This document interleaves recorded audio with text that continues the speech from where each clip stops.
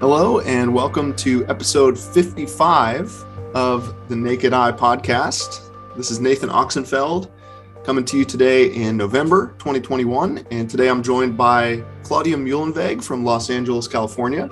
Welcome to the show, Claudia. Hey, welcome, Nathan. Thank you for having me on. Yeah, I'm really excited to speak with you today. We have been working together in various capacities. We first met about 6 years ago now at the Vision Conference in California, not too far from where you're based. And yeah, so I'm excited to kind of go through some topics with you today. But did you want to start off just by kind of sharing a little bit in your own words about yourself and your practice? Yeah, so I got into this whole world of vision education or vision teaching because I wore glasses, just like you did, right? I was farsighted, I had a convergent squint, and I got my first pair at age 3, and they really made my life miserable because I'm definitely I think I'm almost twice as old as you, and back then glasses were not hip and I was bullied and teased. So I had made it my mission already as a teenager to get rid of glasses, and I found a book back then in Germany, where I'm from. I'm from Hamburg, Germany, actually. And so I've been studying really vision improvement pretty much my whole life. And I'd been teaching, let me think, professionally teaching for about 12 years now.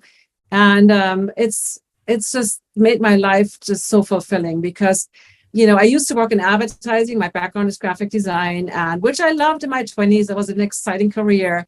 But it's also a career where it's just you work, you crazy hours, sleep doesn't count. And I could tell at some point my vision was getting downhill because, as you know, stress and sleep deprivation and all those things affect our vision. And at some point I thought I want to do work where it's better when I get older and not those kind of industries where if you're not young, you kind of get fired or whatever. That didn't happen to me, but I'm so glad to do this meaningful work for the world. Yeah, it's pretty cool that it's been a part of your life for so long and now really such a big part of it. And so how's it kind of shown up in terms of, what were some of the big things that helped you a lot along the way and that you've been sort of sharing with people to help them with their vision too?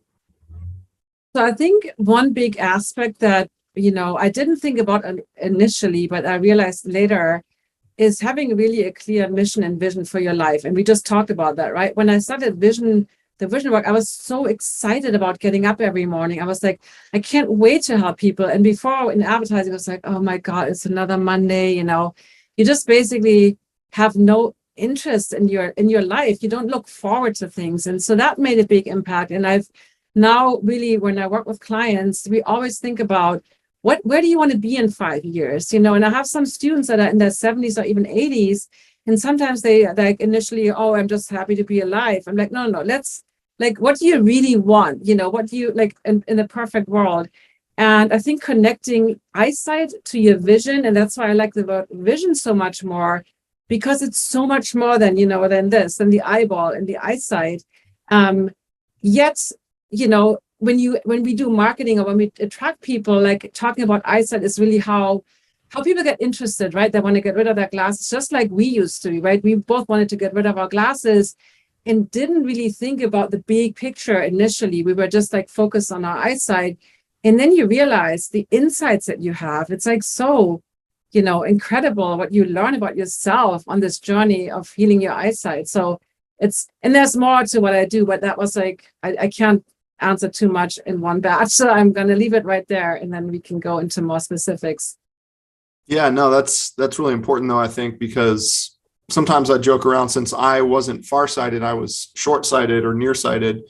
I sort of joke around that when I first started this, I had sort of a more short-sighted view of the process and just really just wanted to get rid of the glasses, like you said. So as I went into it and really expanded that, and my physical vision was stretching out and improving, it was my mental vision and the vision of my life and my future started to kind of get more looped into the process. And it wasn't just doing vision practices. It was actually spending some time contemplating what I did want and kind of visualizing that as well, and kind of clarifying that picture in my mind, which I guess I didn't really realize was connected to my blur in my eyesight at first. So it's really cool to make that connection. So awesome to hear you talking about really bringing that bridge or link together.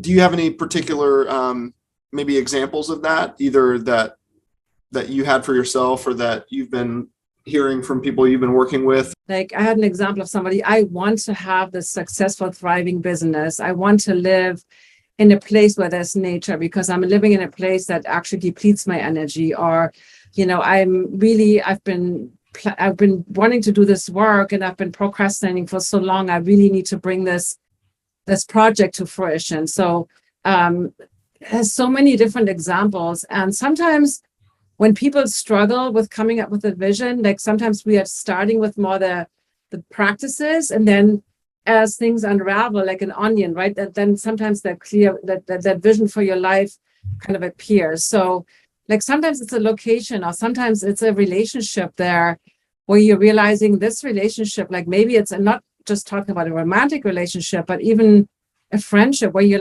realizing this person is actually, for me to sometimes it's also the negative stuff, like the things I have to stop doing, and then you are ready for what you really want. And that's something that I've noticed in my own life.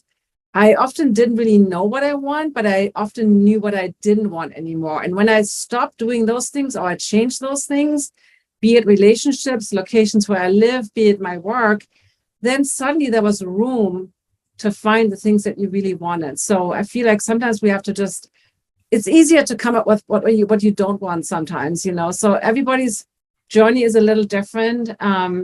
And part of that is really like changing your lenses, the glasses, if you because there is a distortion, right? With nearsightedness, you have that kind of everything is smaller. With farsightedness, everything is kind of enlarged. And part of that journey is really getting into either out of glasses completely, if that's safe for you to do, or I transition everyone into weaker glasses, or I know you call them training glasses. I call them transition glasses, but then I learned that the glasses that darken also call transition glasses. Yeah, but I always say, getting into I always talk about ditch your diopters, get into those weaker, crutches, whatever you want to call them, get into weaker, and there's less distortion. And I also feel that was my epiphany. With the naked eye, I felt like now I'm connected to people, but it was also scary because I remember I was really shy because I was teased and bullied. So suddenly I had that, because I got rid of my glasses twice in my life. I didn't share that story, but I got rid of my glasses at 15. And then I got into the Bates method when my vision got blurry again and during my high school exams. It got really bad. And I was horrified of being back in glasses. So, but suddenly I felt like I was excited about the connection with people, but I was also a teenager. And, you're like, do people like me? You get into that whole thing of I'm not good enough, I'm not pretty enough, la-di. So I had these bangs, Chrissy Hind bangs, back then, really my bangs were I was literally hiding behind my bangs back then because I didn't have the glasses anymore. But eventually I realized how powerful it is to be vulnerable and be with the naked eye and share your true soul and your true self. But that took me a little bit of time. And so I see that sometimes with clients too, that there is kind of an attachment to the glasses. Sometimes they're because I like the style, or so I think really getting clear on what it is, why you like to stay attached to something, so sometimes cutting off those blocks or those whatever chains, whatever you want to call it, before you can really get clear on what you really want is part of the journey. That's a really cool idea of how we generally, the society and people for the most part think of glasses as these things that clarify your eyesight and help you see more clearly. But kind of what I took from your explanation there was how they can actually get in the way of us really seeing what we really truly want in life, or they end up sometimes being sort of barriers, or hurdles or blocks or something. So it's really interesting to think about how working down the diopters or the strength of the glasses and spending time with no glasses on and just really tuning in with yourself and the state of your eyesight without any external correction or assistance.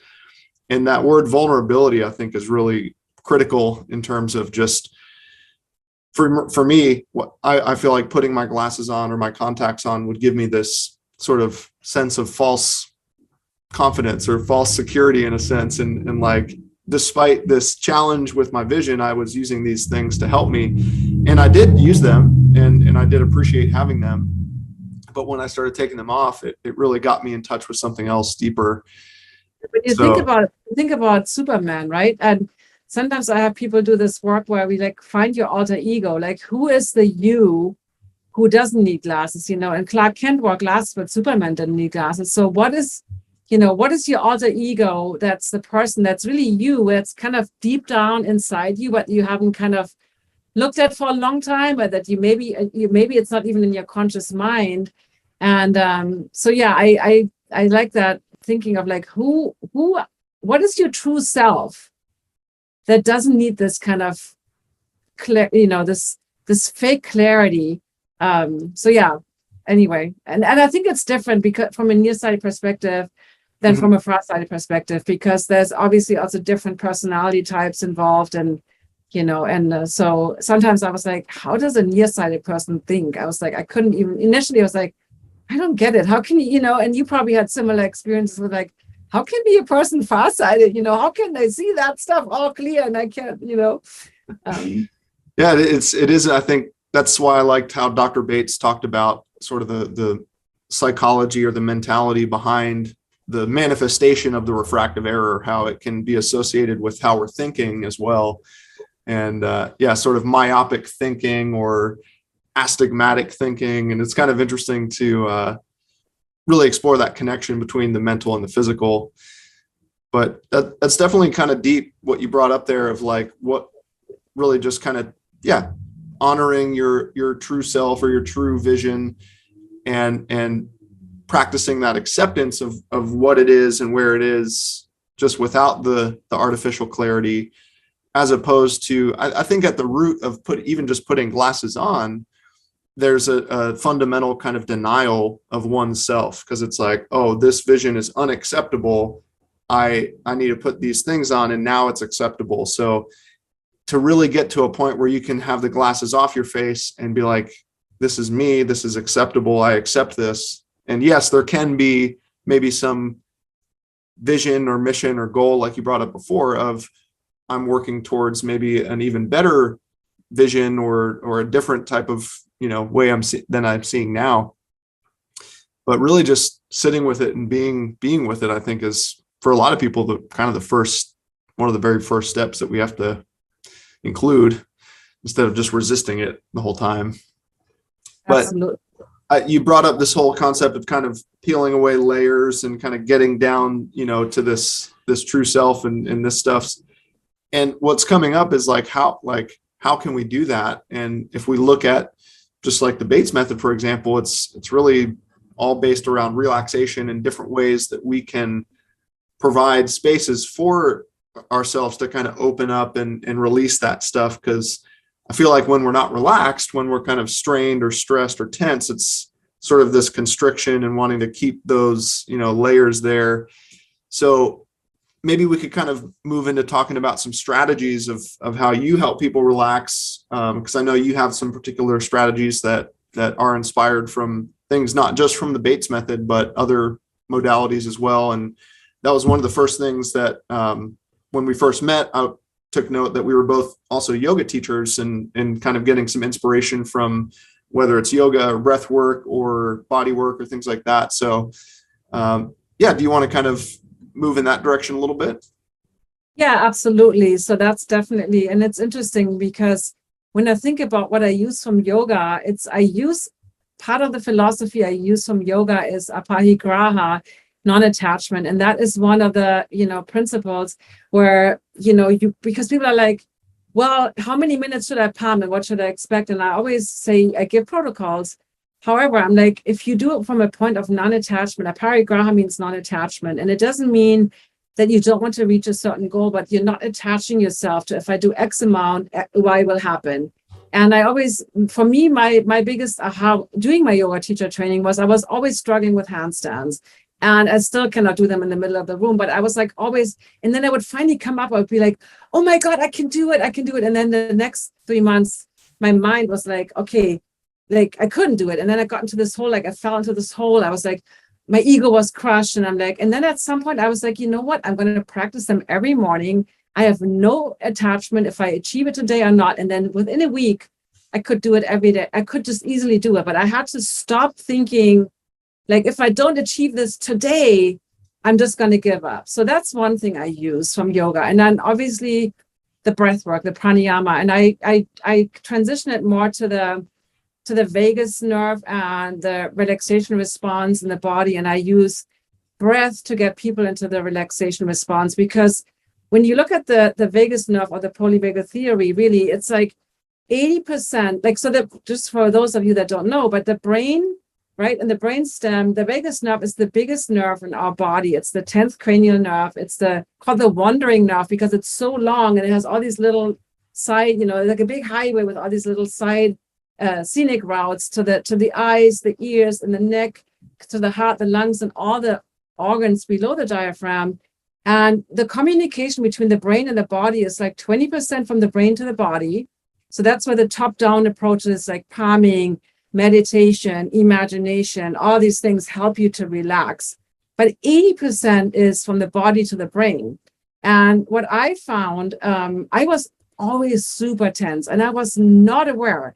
Like, when I would get a massage, they were like, oh my God, your shoulders are like concrete. But I had no connection to my body, to the tension. Like I didn't, unless something was hurting. But most of the time it didn't hurt unless I would turn my head and I was like, oh. So what I discovered, what was that? Like 2013, I think, something like that, or 2014. I discovered a method called the role model method. And it's basically, these are, there's an eyeball, there's a ball, and it's funny, I don't have a green one, but it's basically little myofascial release therapy balls, and they come in different sizes. And I found that a lot of people, when we roll on these balls, you immediately get the feedback. Your muscles are talking to you like, wow, like, and then when you use the breath and you slowly relax, for a lot of my students and myself, first of all, that is a lot easier way to kind of get into that relaxation response than from the mind, trying with the mind. Yeah. So using the body, and then, and eventually also, this is a great way to maintain that relaxation, because if your muscles are tight, you have no blood supply to the brain and the eyes, and, there's no way you can relax if you have all these frozen muscles and fascias in your body. Yeah. So when you say, like, just to reiterate, the top down versus bottom up, so like using meditation, you're kind of relaxing your mind, so to speak, and then you might realize, wow, my body feels nice. My body's relaxing, versus using a role model ball, tune-up ball. You actually go right to the body, and then you realize, wow, my body relaxed first, and now my mind is kind of relaxing because my body's relaxed. And you're saying there's even more in that direction, like when the body relaxes, the mind relaxes. That's sort of like the 80% side. Yeah, it's more feedback. Basically, your body tells your brain, hey, I'm hungry. Hey, I need to pee. Hey, whatever is going on. So it's not conscious. This is like the autonomous nervous system. I always screw that up. But it's basically the communication from the body via the vagus nerve to the brain. It's just more body to brain than brain to body. However, I also really, and I know that's something that you do, like I always talk about language, because so many times people are like, I'm blind like a bat. I can't see anything. My vision isn't getting better. And this is something too, because thoughts also influence your physiology. So something we work on in the very beginning as affirmations and actually gratitudes, and even future gratitudes as if they already happened. I just did a 5-day Love Your Vision gratitude challenge where we had current gratitudes for things that we're grateful for, sprinkled in with things that we want in the future as if they're already true. So it feels like this is all already, and our colleague Barry Ockertel, he does a lot of that with the vibration and frequency, and that also is important. So, but I found that the physical relaxation with the balls is it's an easier path for a lot of people to feel the difference between strain and relaxation, versus just noticing in their eyes, and I'm not saying that that's not also part of my protocol, but the balls have really helped. Yeah, I mean, I remember the first, and for people who are just listening, there is a video version where Claudia shows the ball, but it kind of looks like a racquetball or the size of about a tennis ball. But I remember the first time you showed them to me and tried them in your workshop, it's really grippy. So you put it right on the skin, and as opposed to like a tennis ball that would just kind of slide, it actually grabs onto the skin, and you can kind of twist it and move it that way, as a way, I guess, to sort of, what it felt like was I was kind of like stretching the fascia and then kind of releasing it, and just kind of like, I don't know, it felt like amazing when I did it down that whole one side of the neck, and you had us kind of try looking in the different directions to feel the difference. And it was just such a big difference of how much more mobility there was just from releasing it for a few breaths, just going down from the ear down to the neck. Is there a place where people can either like try these out themselves or kind of learn how to use them? Yeah, so I have a YouTube channel, and on my YouTube channel, I have a whole, like when COVID first happened last year, when the lockdown happened, I realized that my own self-care routine had kind of gotten downhill. And I used to go to yoga studio, and after the class, the studio was empty, and I would roll on my balls for like, 15, 30 minutes. And then lockdown happened, and I was like, now you're stuck at home. And I realized I didn't do it. And so I was teaching for 3 weeks. I was teaching a free class every morning. And so all the recordings of that are on my YouTube channel. If you search Holistic Vision, Claudia Muehlenweg, you will find those. And I call them Roll and Relax. So that's one place where I show that. And I also have a live show there every Wednesday called Clear Vision Wednesday. And you were one of my speakers there. So it's kind of like I learned it's called a vodcast versus a podcast when you go on the video. So that's a place where people can find free resources on my Instagram at Holistic Vision Coach. And yeah, and then I have a free download, 10 Habits for Healthy and Happy Eyes, that you can also get in the show notes. Yeah, I'll put all these links in the description for people to check out as well, because it's awesome that you're providing people with a lot of those materials, and just kind of, especially kind of stemming out of, this is something that you can do on your own at home with a few simple little tools. And either, I've used them lying on the floor, just kind of having them between the floor and some muscles, or standing up, kind of going against the wall, or even just, using the hand to do it. You can use them all over. I have them in my car. I use them when I fly. I haven't flown in 2 years, but they're just, and I have them in the bathroom. I'm standing on them when I'm brushing my teeth. So the rollouts I provided are for the whole body, because here's the thing. Yes, obviously the fascias in your head, in your neck, and your shoulders are more connected to your eyes. But even the feet, we have reflexology zones, and all the tension. It's like think of the connective tissue connects everything with everything, right? And the blood vessels, and like you said, these balls are grippy. And I think when I led the workshop at the conference, everybody said afterwards they felt so relaxed, their vision was more clear. And like you said, these balls are grippy and pliable, and they're definitely far superior than a pair of tennis balls, and they're very inexpensive. And if you listen during the holidays, there's always great offers during the holidays. So just a little tip. Awesome. Cool. But I also really appreciate how you were bringing up the whole, just the way we're thinking about the process, and sort of the script that we hear in our head, whether it's kind of more of a positive affirmation or maybe a more negative affirmation. Because a lot of times when we, go through this process, we run into some negativity, whether it's from external sources or even from within. And I'm also a big proponent of people just hearing themselves say things that support the process of vision getting better and better and better, instead of worse and worse and worse. And I love that, mixing in the present with the future, so that it kind of blurs the lines there between kind of where you're at in the process and where you're headed with this process. And maybe you have to say that it's already true. That's the key. You have to say it, put it in there. I'm so grateful for my perfect eyesight. Like, you have to, not like I want to have perfect eyesight. So that's the key, that you phrase it as if it's already true. And so I wrote something like in my gratitude challenge. I walked down to the lake from my house and swam in the lake. And I don't have a house at the lake, but I want to have a house at the lake. So add those in as if they're already in your life. And then your mind you will be open to these opportunities that come into your life that you might have literally been blindsided to before because you didn't pay attention. Mm-hmm. So, yeah.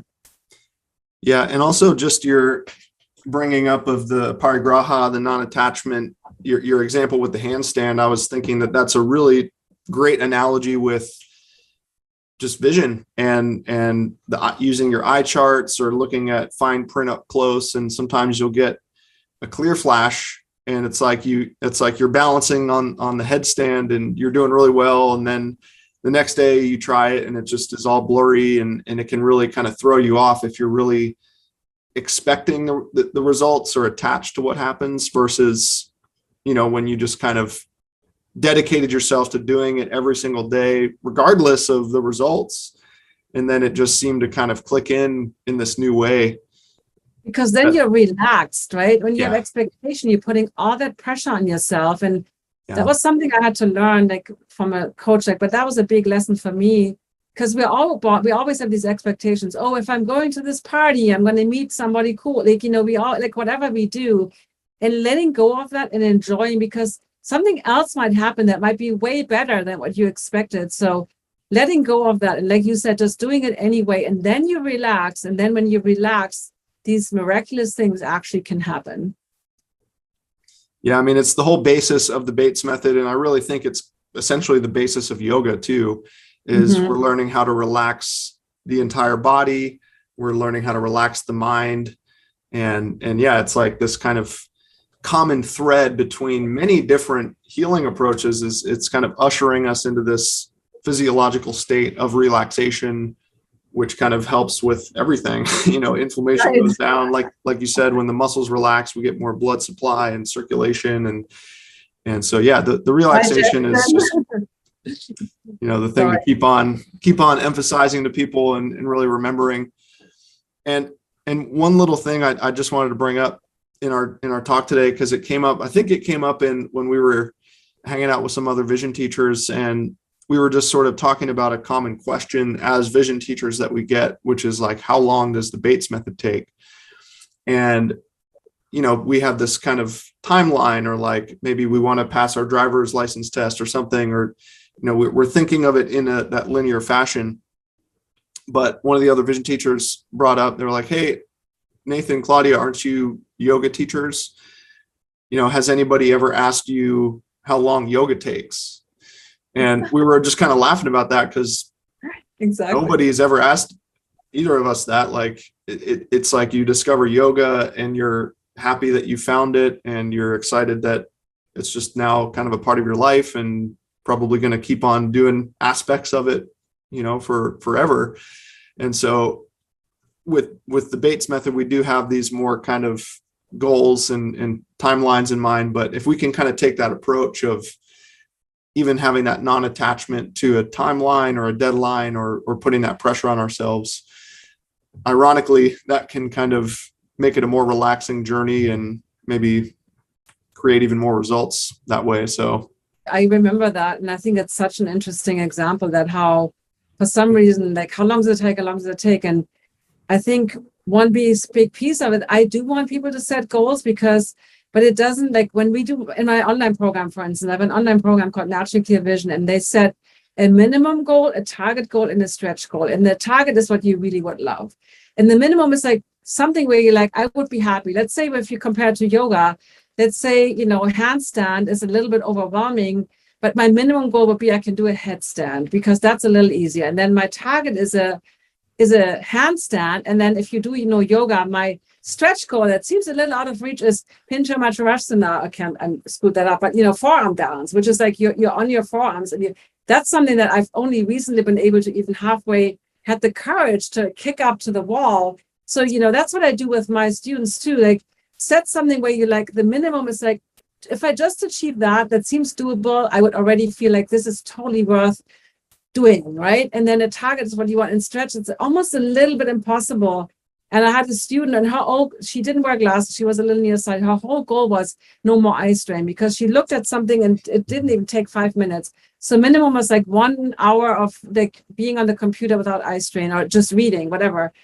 And then target, I think, was like 3 hours, and stretch was like 6 or 7. And then within the couple of weeks of the programs, I think she was like 8 weeks into that, and my program was 10 weeks. She said, I was on the computer all day long. I had no eye strain. So sometimes, the stretch goal, you might reach that. And other people set a minimum goal that's, I have minus 10 diopters, and my minimum is like, I want to be in -5 in like 10 weeks. I'm like, you get the point.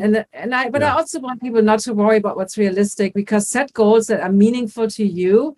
And diopters are most of the time not meaningful. It's more meaningful, hey, I can be on the computer without glasses, or I can drive without glasses, or I can read a book, versus you know what I mean? What does the line on the eye chart actually translate to in your actual life? Mm-hmm. So that's what I also encourage them to think about, not just like numbers or measurements. Like when you weigh yourself, what does it mean if I weigh 150 pounds versus 135? What does it mean in your actual life, right? That's what I usually try to think about. Yeah, it's a good example. And that's an awesome story. Like, it reminds me of some of those stories we hear from the Better Eyesight magazines of people who get just instant headaches right when they start to read. And then when they relax with the Bates practices, they can read for hours on end, by candlelight and no problem, and read while they're in the train car going down the tracks and everything. All the movement there isn't bothering them anymore. And it's like, and the fact that stuff like that can happen in a matter of weeks is just like so amazing. Just what, taking some time to rest and relax and bring things into balance. That's awesome. So you mentioned your program, and if I'm not mistaken, I think you're starting either a new program or a new offering getting going. If people are listening kind of more in the recent time around November 2021, but people will also be listening to this later. But was there anything you wanted to share about that? Sure. Yeah. So my Naturally Clear Vision program, I've done this course since like 4 years now. And I've always done it as kind of a live group. And initially it was 12 weeks and it was 10 weeks. I think you have similar program, and what I found is that people that are dedicated, and it doesn't mean hours and hours, it just means like anywhere from 15 to 30 minutes a day, learning the things and also practicing, had great results. But a lot of people had like, right now, we're moving, or like all this stuff, that life throws at you. And they were like, can I do the course next time? And I've been totally guilty of that. A program that I've been meaning to do, a meditation weekend, that I've pushed now 4 times, right? So I realized, first of all, we have to make it a priority. If we don't make it a priority, but also sometimes the 10 weeks, and I give live coaching during that 10 weeks, right? We have calls sometimes twice a week. But I realized people were always asking me, or they didn't do it because they were too busy. That was like something happened in their life, right? Yeah. So I've created a new version of the program that I'm just launching this weekend. And today is November 13th, and I'm just launching it this week, called Naturally Clear Vision for Life. And the difference between that, and I have to say, I used to have a self-study version of the program that had no support. It was just like, you buy the program, and I found that most people need support. And I needed support, you needed support. So I realized people bought that program because it was lower cost. But there was like a book that you buy and you put it on the shelf and you never open it. And I'm like, I don't want to provide. I want people to get results, right? That's my main mission, not just to buy a lot of stuff. So Naturally Clear Vision for Life combines the lifetime access to the course with lifetime. Right now, I'm doing lifetime access to monthly coaching calls. So meaning, and lifetime means the lifetime of me, right? And I'm healthy and I'm fit, and I plan to live for another at least 30, 40 years. But basically, it means that they can, buy the program, get started, and let's say something happens, and for some reason they can't do for something for a year, they can jump back in and continue next year, and they have access to me once a month and ask questions. And I'm also giving full-time, lifetime access to my Roll and Relax library, not the YouTube one, but I actually have a whole program with over 60 videos of the Roll and Relax, and there's a whole bunch of really hot additional bonuses. My computer eye strain program. The investment is about the same as a pair of progressive glasses. So nice. That's awesome. That sounds like, because you're right. This is a long-term process that can, span over weeks or months or years even. And so like to really just know that that's available and you can kind of work it around your schedule. And yeah, or you improve your eyesight, and something happens, you and I, we both know when I got rid of my glasses and I had great vision, and then I moved and I had super stress. I was a single mom. And then, vision might dip again, or maybe you have something else coming up. So you can then use, that's why I call it natural clear vision for life, not just because you have lifetime access, but also for your own life, that you can always come back to this. And, let's say for some reason something happened to your vision, or that that you can continuously, work on this. And this is also the one course where I give, like, I believe in Kaizen, the Japanese, constantly improving things. And I'm constantly making tweaks. And this is the program where I'm constantly making tweaks. So you always have the newest version. It's not like when a live cohort goes to my group, they get lifetime access, but then it's that program and I'm not touching it anymore. It's kind of, they have access to that forever, but I'm not making any future improvements. I'm not making any future improvements to all the different 10, 15 versions right now that I have, right, of all the different groups that went through my course. But this Naturally Clear Vision for Life will be the one where any tweaks I'm making will be done in that program. Oh, I see. Cool.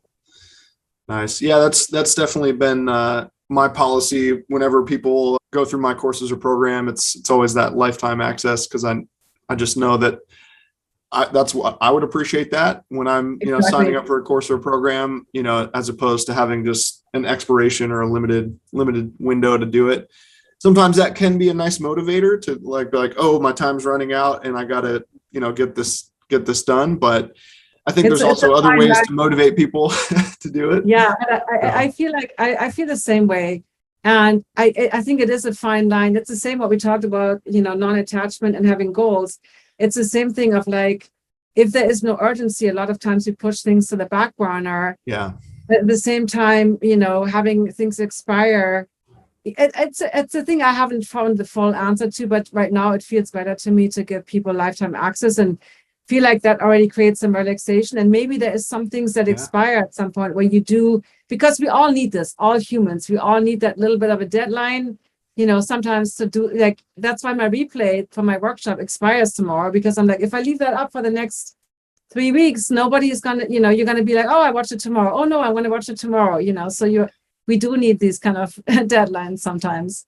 Totally. Yeah. I mean, that's how I operate. If I don't set certain deadlines for myself, things don't really happen as much. So you're right. There's that human nature of it, but I mean, it's a good, thing to think about in general, just of, in the context of vision because I do think that, there, like, discipline is an ingredient in improving vision or any kind of neuroplasticity. It requires that consistency, repetition, frequency, and also having fun with it too. So I think it's just an interesting introduction to see how we can work kind of with human nature to allow our vision to develop and improve, versus trying to go against nature, which in a sense is sort of what glasses and contacts do in certain cases, is kind of creating artificial clarity in a visual system where there's an imbalance, and it just kind of gets a little bit out of sync with nature. And sometimes I say that's why this is called natural vision improvement, because we're getting back kind of in line with nature, so to speak. I love that. It's all about creating new habits. It's all about, I love the book Tiny Habits, because, or Atomic Habits, and that's what I really use with my students. I'm like, attach it to things you're already doing. Start with little things. Don't try to be the perfect person who wants to palm, like that example, Dr. Bates, for 24 hours.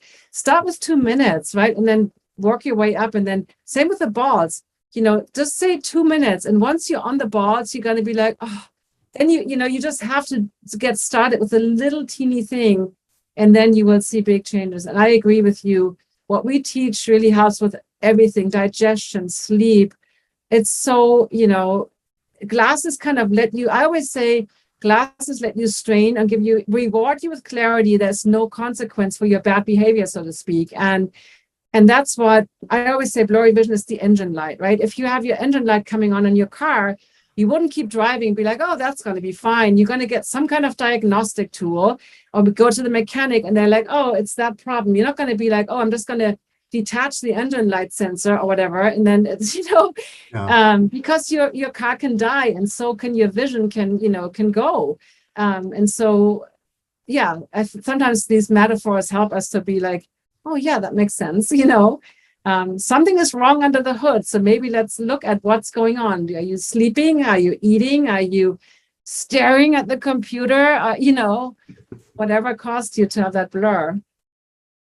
Yeah, I love that analogy too, because yeah, sometimes just putting the glasses or contacts on is a convenient thing, but it is sort of like just turning the check engine light off and sort of pushing the root cause of the problem down, as opposed to actually popping the hood, which would be like taking the glasses off and actually maybe doing some inner work and asking some of the questions that have been posed today in some of our conversations, or just seeing what we can do to really go into the visual system in the brain, which is where the vision's happening, and maybe not worry as much about the eyeballs and really take into account the full system, and not just focus so much on one part. But this has been great. We could talk about this all day, and we have in many opportunities before. We've done clubhouse rooms together and workshops together and classes together, and so it's always really fun to spend time with you. But if we wanted to go ahead and wrap things up, where could people, if they want to learn more about what you're up to, or just in general to get involved with what you're offering? So yeah, like I said before, I'm on Instagram at Holistic Vision Coach. I think the best way is probably to get my 10 Habits for Happy, Healthy Eyes, because then you get on my email list, and then you will find out about everything I'm doing. And I'm one of those people that I send very few emails. Sometimes it's once a month because of the time, and sometimes when I'm doing a launch right now, I might send a daily email for a week or so. But yeah, getting on my email list, then you find out. But like I said, I'm on YouTube. If you follow my YouTube channel, where I'm live every Wednesday with awesome guests like Nathan and other of our colleagues. And I like with my guests just to really, because here's the thing, what I found, everything connects to vision. It doesn't matter if it's your emotions, even your dental health, your belief system, there's everything connects to vision, your food, your diet, everything. So I love to bring on guest speakers and talk about things that connect to your vision that you might not even think about. So that's kind of my mission is with my Clear Vision Wednesday podcast, as I was told it's called, is that really, and highlighting all these different aspects. I just had a guest on about hormones, right? When we get into menopause, what is estrogen to testosterone, and even insulin is a hormone, right? We just think about the sex hormones, but how does that connect to vision problems like dry eyes? So because I like to learn also, I always like to learn, and I know you do the same, that you're the same. We always like to continuously educate ourselves. And sometimes it's great to just bring on guests for selfish reasons, because I want to learn more about that topic. So, yeah, it's been so fun doing this podcast and bringing people on. When I first started, it was more just me talking about the Bates method, and then started to bring some other people in other alternative health fields, Alexander technique, brain neuroplasticity specialists, and things that went beyond the Bates method. And it was really cool to see how we, from these two different backgrounds, could find so many talking points that would really just connect these two fields, and really, so much can fit underneath that vision umbrella. That being said, I recently have been feeling called to kind of come back to the Bates method and bring people on like yourself who are really focused in on the Bates and the vision training. So just want to let people know that got several more guests lined up who we're going to be talking really more about the Bates work and the vision work, but also some color therapy, light therapy, and lots of different ways to keep on exploring how to be thinking differently about vision and really what's possible. So it's been really cool to see how many different avenues came up today, and I'm sure we could go deeper on all this stuff. So maybe we'll see you on in a future episode as well, Claudia. I would love to, Nathan. I love your podcast and I love all the things that you're doing, your YouTube channel. You've been one of the pioneers of, free education on the internet. A lot of teachers, myself included, we just started working privately with people locally. And then, so you've been one of the pioneers. You've been really an inspiration to me also to get into this online teaching world, which I was super resistant to initially, because I'm like, this is not good enough, doing it on Zoom. And then I realized, get over yourself, Claudia, because we can help so many people all over the world. And just, learning technology and just, it's part of our own journey of being uncomfortable, being comfortable with being uncomfortable, because that's what we all have to do to grow. And that's part of our own vision. And if we want to have an impact in the world, we have to just get over these hurdles and just do it. So thank you for being an inspiration and a support to me on my little journey that was definitely behind yours in terms of the online world of teaching. So oh yeah, that's really sweet, thank you. And I mean, it's been really awesome to see you putting out such consistent videos and interviews and really just keeping this conversation going. So that's what it's all about, is just doing this grassroots movement and step by step. So thank you for all you're doing, and really appreciate you being with me today. And thank you to the listeners watching. Make sure you subscribe to Claudia's YouTube channel. Make sure you subscribe to mine if you haven't already, and leave your comments and questions and things like that, and we'll keep these conversations going. So thanks, Claudia. Thank you, Nathan. Bye. Bye-bye.